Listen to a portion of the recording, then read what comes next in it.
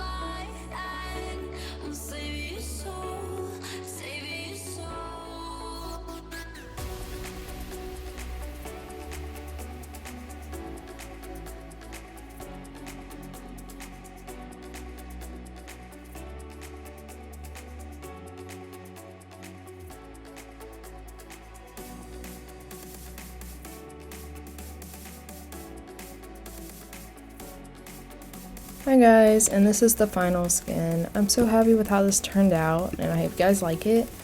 I really like the colors in this one, and I think it turned out really pretty, especially when you're using shaders. It really like brings out the colors in it, and I don't know, I'm just really happy with it, and I hope you guys like it, and I hope the tutorial helped you as well, and I had a lot of fun doing it. I hope you guys have a good rest of your day or night, and I'll see you guys next time. Bye guys!